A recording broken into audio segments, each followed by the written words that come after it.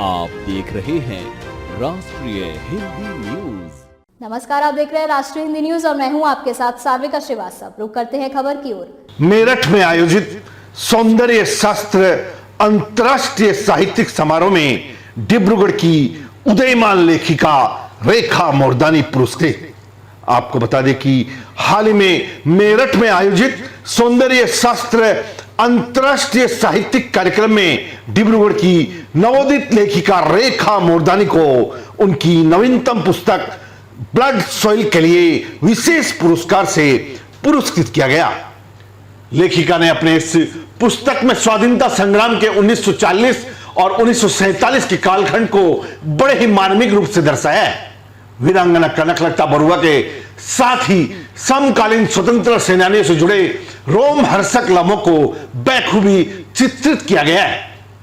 भारतीय स्वतंत्रता संग्राम के सुनहरे इतिहास को दर्शाते इस पठनीय पुस्तक का प्रकाशन राजस्थान के नामचीन पुस्तक विक्रेता पेपर टाउन्स पब्लिकेशन द्वारा किया गया है। अपनी अनमोल कृति से असम को गौरवान्वित कराने वाली नवोदित लेखिका रेखा मोरदानी ने इस पुस्तक की रचना की प्रेरणा का उल्लेख करते हुए कहा कि असम का गौरवशाली इतिहास इतना रोचक है कि हर लेखक का मन कलम थामने को प्रेरित हो जाता है।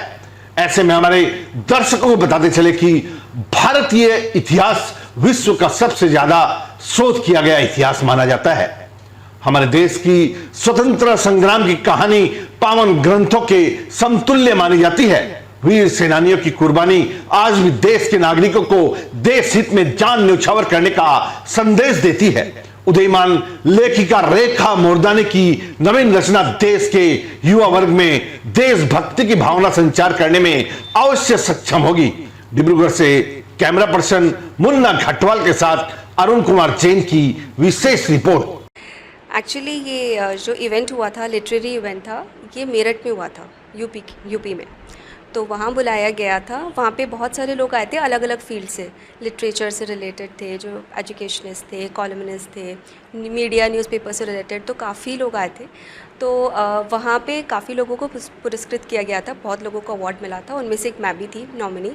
तो ये तन्मय शर्मा जी हैं, मेरठ में पब्लिशर हैं, राइटर हैं और काफ़ी वेल नोन पर्सनालिटी हैं। तो उन्होंने मुझे इनवाइट किया था।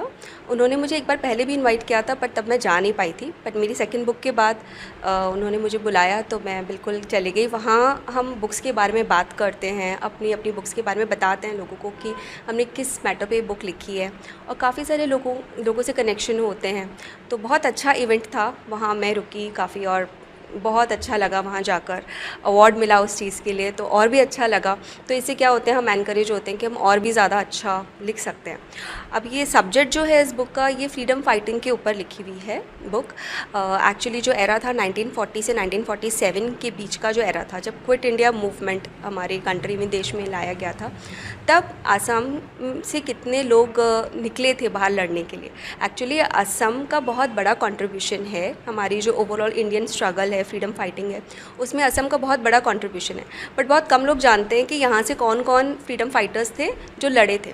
अब जैसे कि एक 17 ईयर्स ओल्ड कनकलता बरुआ, उनके बारे में तो हम सब जानते हैं, असम में काफ़ी फेमस है। उनका क्या कंट्रीब्यूशन था और उनकी लाइफ से इंस्पायर्ड होकर बुक लिखी है।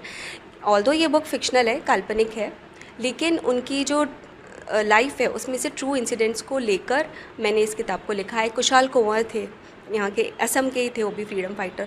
तो उनका क्या योगदान था इस पूरे स्ट्रगल में, इंडियन फ्रीडम फाइटिंग के स्ट्रगल में, उनका क्या योगदान था, उसके बारे में ये बुक है। तो एक कहानी बुनी गई है, बट हाँ ये काफ़ी इंस्पायर करेगी और लोगों को बताएगी कि हाँ असम का भी बहुत बड़ा कंट्रीब्यूशन था इस स्ट्रगल में। बिल्कुल उनकी जीवन धारा से ही प्रभावित होकर ये लिखा है मैंने इस किताब।